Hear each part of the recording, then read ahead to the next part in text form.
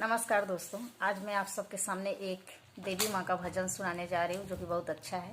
तो प्लीज आप लोग सुनिए। आवे के परी हो मैया, आवे के परी तोहरा, आवे के परी, आवे के परी हो मैया, आवे के परी तोहरा, आवे के परी। जब आंगना में घी दिया जलिए शीतली, मैया आवे के परी।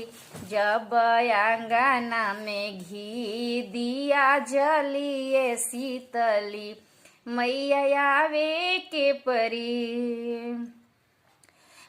बीच अंगनैया मैया धैले बानी कलसा, कहिए से दिलावा में लागल रहे लालसा।